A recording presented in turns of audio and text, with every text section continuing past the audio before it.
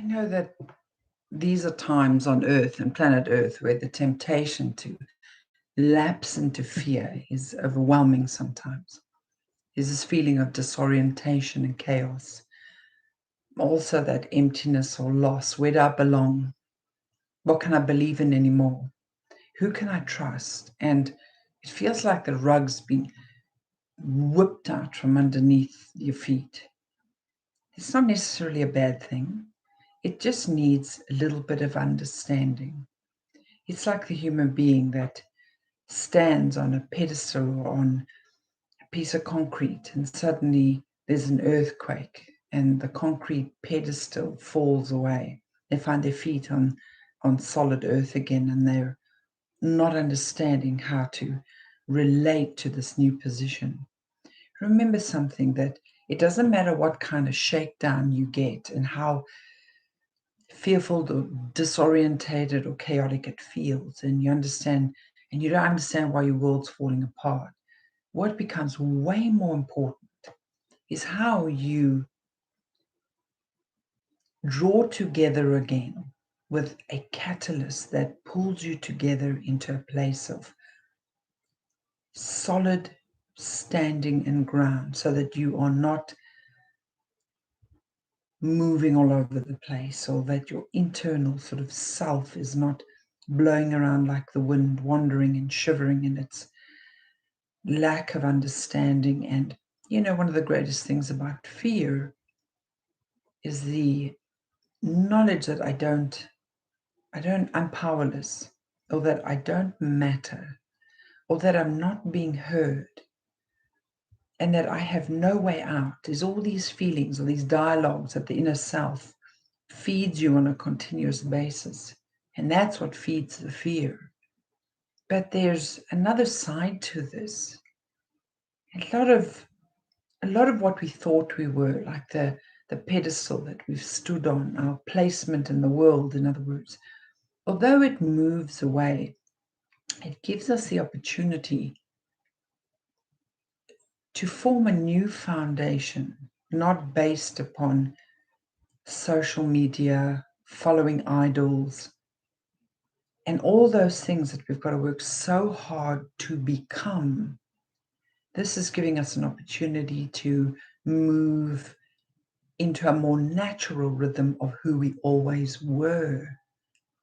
We've been brought up to be like trees, who in growing up as saplings or young humans, we reach out to the oak and the maple and the fir and the pine tree and the cedars, and we grab some of their flowers and their leaves and their bark, and we stick it on ourselves, hoping to form a multidimensional tree that then meets the approval, acceptance, and validation of everybody around us. So we become these matched semblances on these pedestals made of what we think the world will appreciate, what we think the world will accept, what we think the world needs, and how we can survive within the world.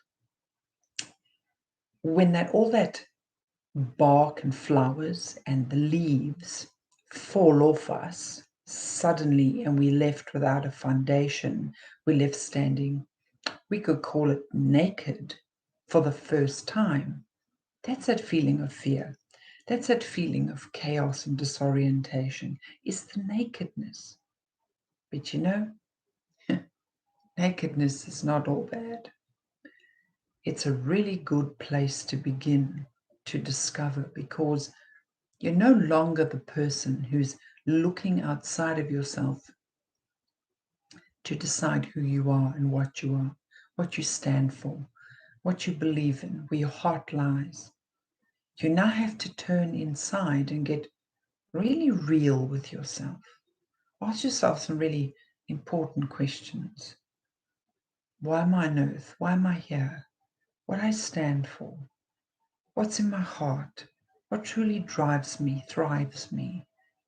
Am I really, really being what I want to be?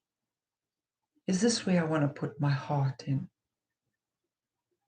And we ask these questions. And this consolidation of the self, but turning inside. This is what brings us together again. This is the moment where the fear starts to dissipate and, the confusion starts to melt away. It's where the disorientation just disappears into the background. And suddenly, in a moment, a flame ignites in the middle of the heart, in the center of the being, the center of you. And you feel warm, and you feel held, and you feel supported. Like you're not alone. You don't have to do this alone. That's the thing about life as we've known it up until today. Grabbing from the surroundings, from the pop stars and movie stars, and from friends and family, and from movies and pop culture and all that, when we start to grab from them to form who we are. That's not who we are. That's not truly who we are, who you are. Who you are is something more deep inside. It's a treasure. It's a treasure that needs to be discovered. But first, we got to lose all the stuff that we grabbed from other people and stuck on ourselves, hoping that we could form this armor and this acceptable idea of ourselves.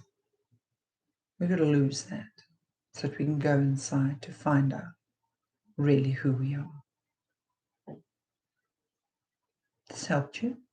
You can just mosey on over to my website below. We have mentors and students from all over the world that have been working with us for decades, who are truly solid trees in and of themselves. Come visit us soon. For today, thank you.